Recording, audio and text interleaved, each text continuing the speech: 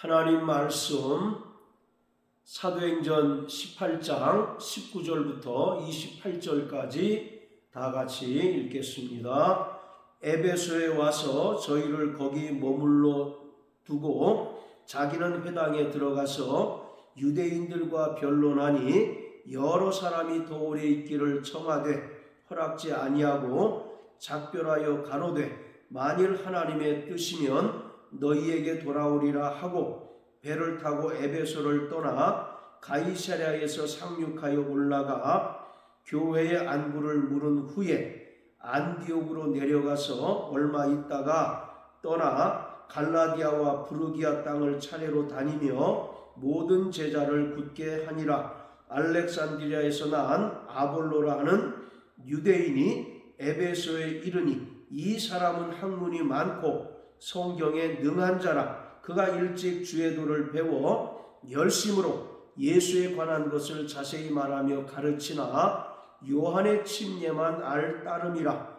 그가 회당에서 담대히 말하기를 시작하거늘 브리스길라와 아굴라가 듣고 데려다가 하나님의 도를 더 자세히 풀어 이르더라. 아볼로가 아가야로 건너가고자 하니 형제들이 저를 장려하며 제자들에게 편지하여 영접하라 하였더니 저가 감에 은혜로 말미암아 믿은 자들에게 많은 유익을 주니 이는 성경으로서 예수는 그리스도라고 증거하여 공중 앞에서 유력하게 유대인의 말을 이김일러라. 아멘.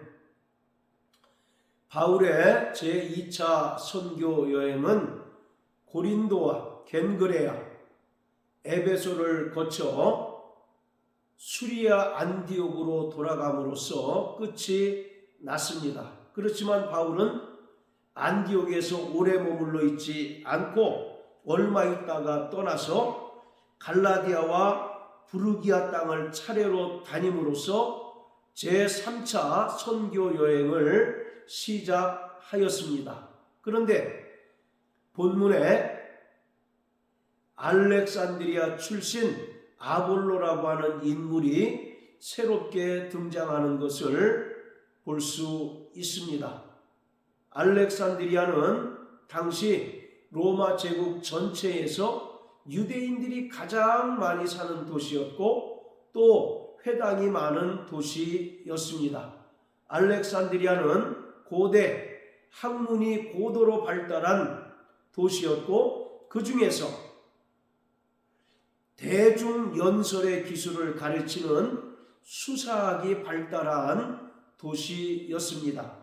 24절에서 아볼로를 설명하기를 이 사람은 학문이 많고라고 말하는데 이 말은 아볼로가 그만큼 유식하고 또 언변에 매우 뛰어났다는 것을 표현하고 있습니다. 아볼로는 학문이 많고 성경에 능통한 자였고 어릴 적부터 주의 도를 배워서 열심으로 가르치는 인물이었습니다. 그렇지만 아볼로는 요한의 침례만 알 뿐이었습니다. 아볼로는 어릴 적부터 주의 도에 관하여 체계적으로 배웠던 인물이었습니다. 여기서 주의 도라고 하는 것은 예수 그리스도의 죽음과 부활에 관한 구약의 예언의 말씀들을 말합니다. 따라서 아볼로는 예수 그리스도에 관하여 구약 예언의 말씀에 대해서는 정통한 인물이었지만 성령에 관한 지식 그리고 성령에 대한 경험 그리고 성령의 역사에 대해서는 전혀 알지 못하였습니다. 아볼로는 열심으로 주의 말씀을 가르치기는 하였지만 그의 가르침은 한계가 있었습니다. 왜냐하면 아볼로가 가지고 있는 성경 이해는 침례 요한의 사역 때까지로 제한되어 있기 때문입니다. 이것은 19장 2절을 통해서 우리가 알 수가 있습니다. 가로되 너희가 믿을 때에 성령을 받았느냐? 가로되 아니라 우리는 성령이 있음도 듣지 못하였노라. 에베소는 아볼로가 사역하던 곳이었는데 어떤 제자들이 말하기를 우리는 요한의 침례는 받았지만 성령이 있음도 듣지 못했다라고 말함으로써 아볼로가 구약 예언의 말씀들에 관하여는 능통한 자였지만 성령에 관하여는 무지했던 것을 볼 수가 있습니다. 요한이 요단강에서 행한 침례는 죄사함을 얻게 하는 회개의 침례였습니다. 요한은 구약의 말라기 선지자가 예언한 대로 엘리야의 심령과 능력을 가지고 회개를 선포하였습니다. 아버지의 마음을 자식에게로 돌리고 자식의 마음을 아비에게로 돌리는 것이 바로 요한의 사역이었습니다.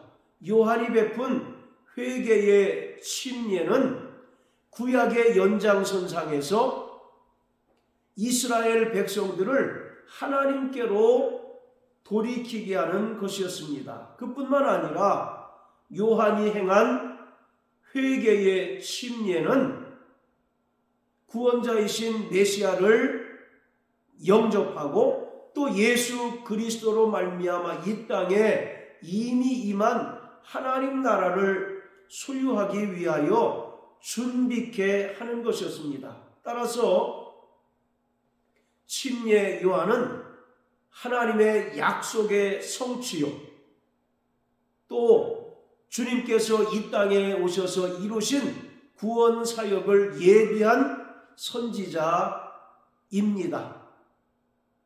구원받은 성도들은 주님의 명령을 따라 침례를 받았습니다. 성도들이 받은 침례는 요한이 행한 회개의 침례와 분명하게 다릅니다. 우리는 예수 그리스도를 믿음으로 말미암아 구원받은 후에 주님께서 명령하신 침례를 받았는데 성도들이 받은 침례는 구원을 준비하기 위한 것이 아니라 자신이 예수 그리스도를 믿음으로 말미암아 구원받은 것을 허다한 증인들 앞에서 나타내고 또 증명하는 구원의 표입니다. 자, 베드로전서 3장을 다 같이 보시겠습니다. 베드로전서 3장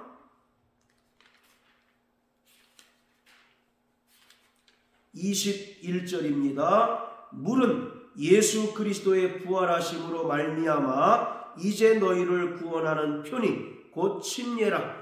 육체의 더러운 것을 제하여 버림이 아니요 오직 선한 양심이 하나님을 향하여 찾아가는 것이라. 바로 침례는 구원의 표라고 말씀합니다. 침례를 받음으로써 죄사함을 받는 것이 아니라 자신이 예수 그리스도의 은혜를 믿음으로 말미암아 구속 곧 죄사함을 받았다는 사실을 허다한 증인들 앞에서 나타내고 이후로 선한 양심을 따라 하나님 말씀에 순종하는 삶을 살겠노라고 증명하는 구원의 표입니다. 예수님께서는 이렇게 그 은혜를 믿음으로 구원받고 주님의 명령을 따라서 침례를 받은 자들에게 약속하신 대로 성령으로 침례를 베풀어 주십니다. 성령으로 침례를 받는다는 것은 우리의 영이 거듭난다는 것을 의미하고 또 보혜사 성령께서 우리 안에 내주하시고 영원히 함께 하시며 구원받은 성도들이 첫째 부활에 이미 참여한 자라는 사실을 분명하게 보여주는 것입니다. 자, 마태복음 3장을 다 같이 보시겠습니다. 마태복음 3장 11절 12절입니다. 나는 너희로 회개케 하기 위하여 물로 침례를 주거니와 내 뒤에 오시는 이는 나보다 능력이 많으시니 나는 그의 신을 들기도 감당치 못하겠노라. 그는 성령과 불로 너희에게 침례를 주실 것이요 손에 키를 들고 자기의 타작마당을 정하게 하사 알곡은 모아 곳간에 들이고 쭉정이는 꺼지지 않는 불에 태우시리라. 이것은 요한의 말로서 자신은 물로 침례를 주지만 예수 그리스도는 성령과 불로 너희에게 침례를 주실 것이다 라고 말씀합니다. 즉 철저하게 회개하여 구원받은 자들에게 예수님께서는 성령으로 침례를 베풀어 주실 것이고 또 여전히 마음이 강팍하고 예수 그리스도의 은혜를 믿지 않는 자들에게는 불로서 침례를 주신다라고 말씀합니다. 여기서 불로 침례를 주신다는 것은 심판 곧 정죄를 받는다는 것을 말합니다. 요한복음 3장 18절에 보면 예수 그리스도를 믿지 않는 자는 이미 심판 곧 정죄를 받았다라고 말씀하고 있습니다. 이처럼 예수님의 은혜를 믿음으로 구원받은 자들이 주님의 명령을 따라 침례를 받게 되면 주님께서는 약속하신 대로 성령으로 침례를 베풀어 주시는데 우리가 성령으로 침례를 받는다는 것은 요한복음 3장 3절과 5절의 말씀처럼 우리의 영혼이 거듭난다는 것을 말합니다. 그리고 에베소 2장 1절의 말씀처럼 우리가 첫째 부활에 참여하여 이 땅에서 그리스도와 더불어 왕노릇하며 살아가게 되는 신분이 되었다는 사실을 분명하게 보여주는 것입니다. 자, 사도행전 1장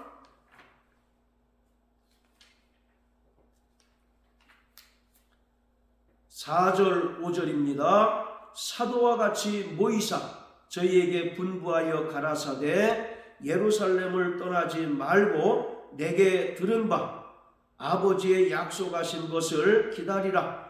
요한은 물로 침례를 베풀었으나 너희는 몇 날이 못되어 성령으로 침례를 받으리라 하셨느니라.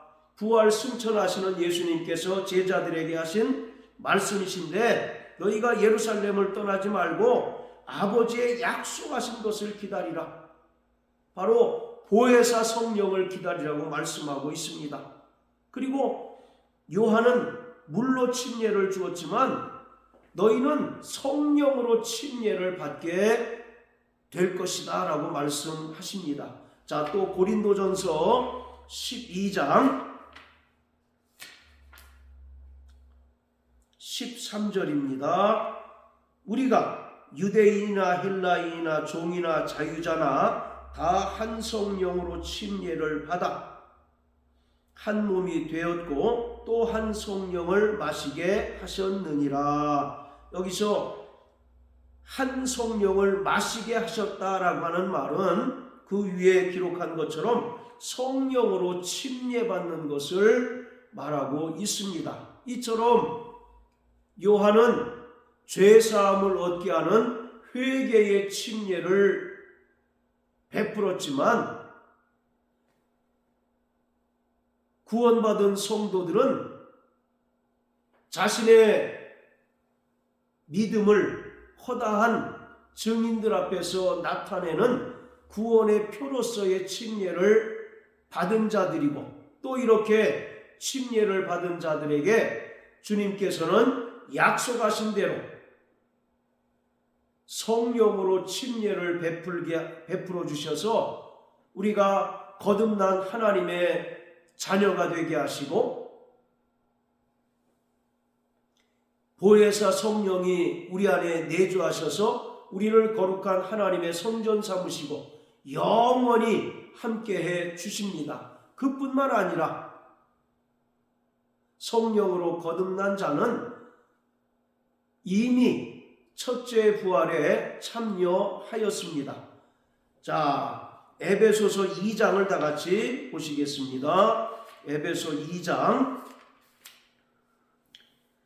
1절부터 6절까지입니다. 너희의 허물과 죄로 죽었던 너희를 살리셨도다. 그때에 너희가 그 가운데서 행하여 이 세상 풍속을 좇고 공중의 권세 잡은 자를 따랐으니 곧 지금 불순종의 아들들 가운데서 역사하는 영이라.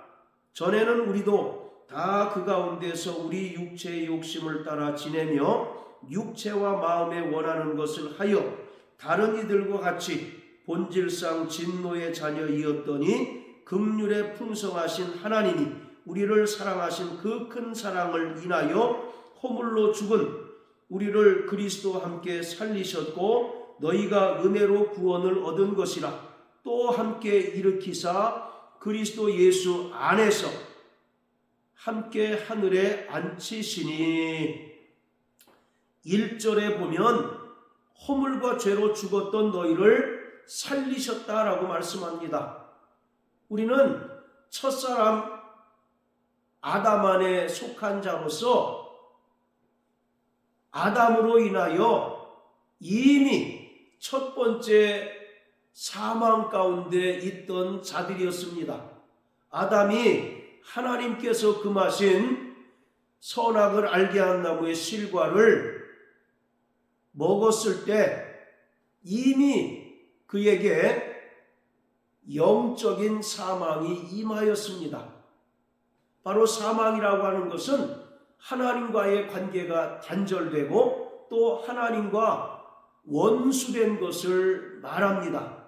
그래서 비록 아담이 선악을 알게 한 나무의 실과를 먹은 후에도 육체의 생명은 유지가 됐지만 그 영은 이미 허물과 죄로 죽은 상태가 되었던 것입니다. 그리고 로마서 5장 12절의 말씀처럼 한 사람의 불순종으로 인하여 죄가 세상에 들어오고 그 죄로 말미암아 세상에 사망이 들어와 모든 사람 위에 사망이 왕노릇하게 되었다라고 말씀합니다. 이처럼 첫사람 아담 안에 속한 모든 인간은 허물과 죄로 죽었던 자들입니다. 바로 첫 번째 사망에 속한 자들이라는 의미입니다. 그런데 하나님께서 우리를 은혜로 살리셨다라고 말씀합니다. 여기서 살리셨다라고 하는 것은 부활을 말하고 있습니다. 5절에도 허물로 죽은 우리를 그리스도와 함께 살리셨고 너희가 은혜로 구원을 얻은 것이다 라고 말합니다. 이것이 바로 부활입니다. 그리고 6절에도 또 함께 일으키사 그리스도 예수 안에서 함께 하늘에 앉히시니. 허물과 죄로 죽었던 우리를 하나님께서 그 은혜로 살리셨고 우리를 하나님 나라 백성이 되게 하셨다는 것을 말하고 있습니다. 이것이 요한복음 3장에서 예수님께서 말씀하신 거듭남이고 또 거듭남을 통해서 구원받은 성도들의 그 영적인 신분이 완전히 변화된 것입니다. 우리가 과거에는 2절과 3절에서 말한 것처럼 본질상 진노의 자녀였고 또 마귀에게 속하여 일생에 매여 죽기를 두려워하며 죄의 종 노릇하는 신세였지만 예수님께서 우리를 위하여 십자가에 달려 죽으시고 부활하사 누구든지 그 은혜를 믿는 자들을 구원해 주셨는데 바로 구원이라고 하는 것은 첫 번째 부활을 말합니다. 우리는 허물과 죄로 죽었던 자들이었는데 주님께서 우리를 다시 살리시고 하나님 나라 백성이 되게 해주셨다는 겁니다. 과거에 본질상 진노의 자녀였으나 이제 거듭남으로 말미암아 우리의 영적인 신분이 하나님 나라 백성이 되었고 하나님의 자녀가 되었고 하나님 나라를 상속받을 수 있는 하나님의 후사가 되었습니다. 이것은 주님께서 구원받은 자들에게 성령으로 침례를 베풀어 주심으로 말미암아 우리가 얻게 된 놀라운 하늘에 속한 신령한 복인 것입니다. 자, 로마서 5장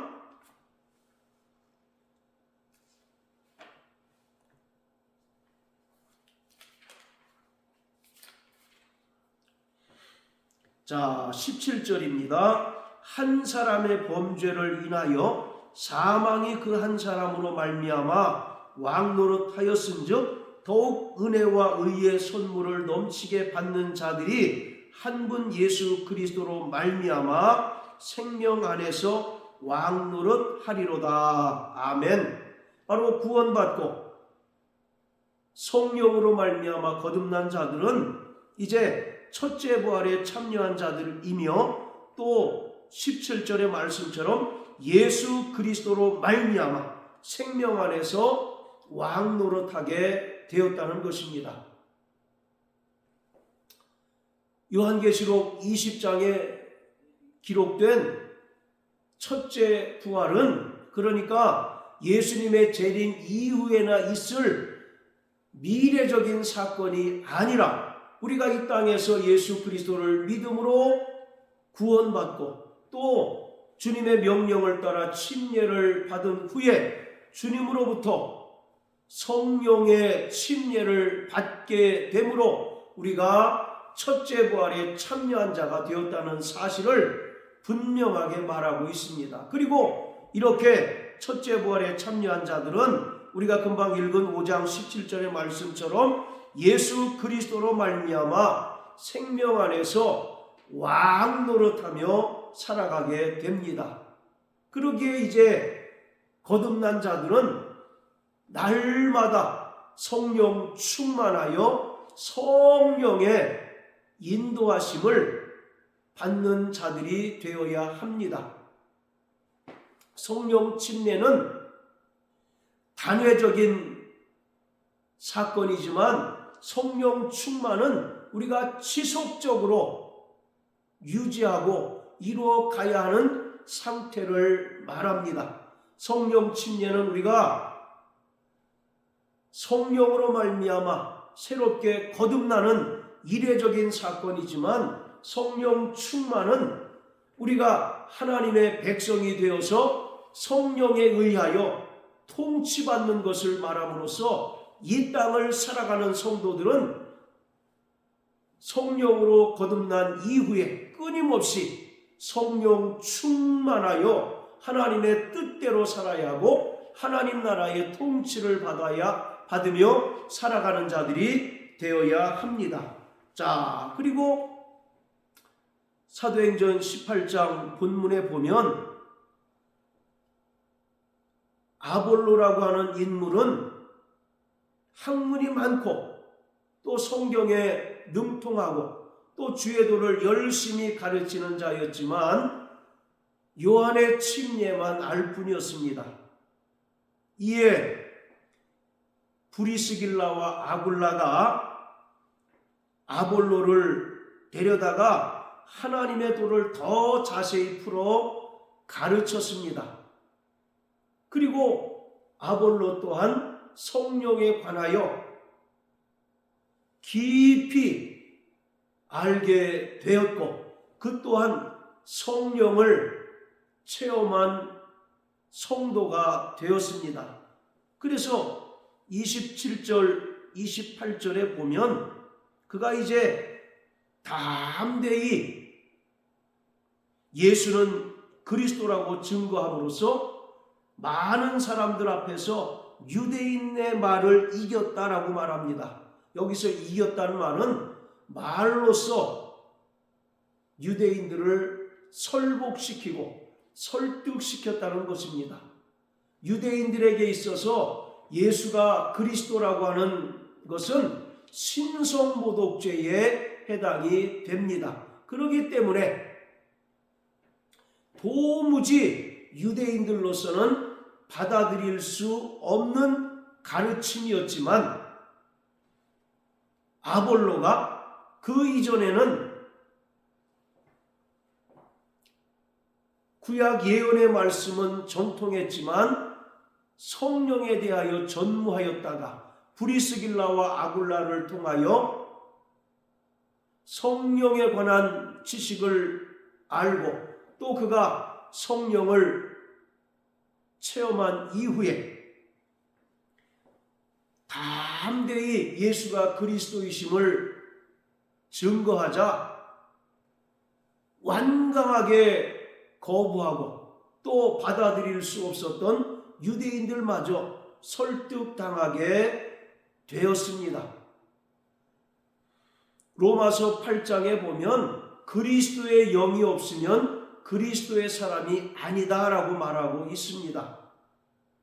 엄밀히 말하면 아볼로는 브리스길라를 만나기 이전에는 그리스도의 사람이 아니었다는 것입니다. 그러나 저가 브리스길라와 아굴라를 통하여 하나님의 도를 더 자세히 배우고 또 성령에 관하여 또 성령을 직접 체험한 이후에 이제 그가 기존에 가지고 있었던 구약 예언들에 관한 지식에다 성령의 놀라운 역사가 나타나니까 그토록 예수가 그리스도이심을 거부하고 또 믿기를 거부했던 유대인들마저 아볼로의 그 언변에 설득당하고 또 설복당하게 되었습니다. 사랑하는 성도 여러분, 우리는 성령으로 신앙생활하는 자가 되어야 합니다. 우리의 구원도 성령에 의하여 이루어진 것이고 또 구원받은 성도들의 성화의 삶 또한 성령으로 철저하게 인도받는 것입니다. 그러기에 우리는 성령을 떠나서는 신앙생활을 유지할 수 없고 성령이 아니고서는 예수를 그리스도라 시인할 수 없는 자들입니다. 그러므로 날마다 성령 충만한 자 되시길 주의 이름으로 축원합니다. 성령 충만이란 우리가 성령에 의하여 완전히 지배당하는 것을 말합니다. 성령으로 말미암아 우리 안에 하나님의 성전이 이루어졌고 또 우리 안에 하나님 나라가 이미 임하게 되었습니다. 여기서 하나님 나라라고 하는 것은 어떤 장소적인 측면이 아니라 통치권을 말합니다.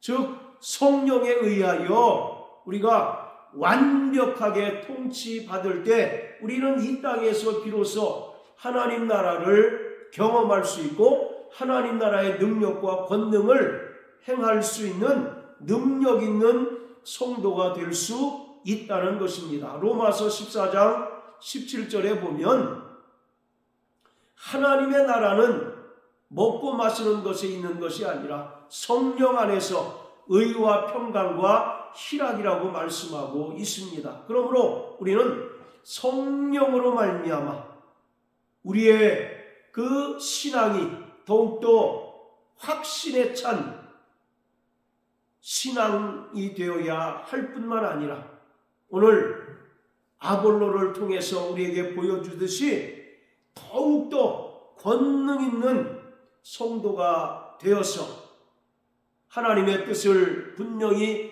깨닫고 그 뜻대로 살아갈 뿐만 아니라 세상에 나가서 성령 충만하여 담대히 예수 그리스도를 증거하여 영혼들을 주님께로 인도하는 거룩한 성도로서의 삶을 살아가야 합니다. 이러한 삶을 살아가는 저와 여러분들 되시길 예수님 이름으로 축복합니다. 할렐루야.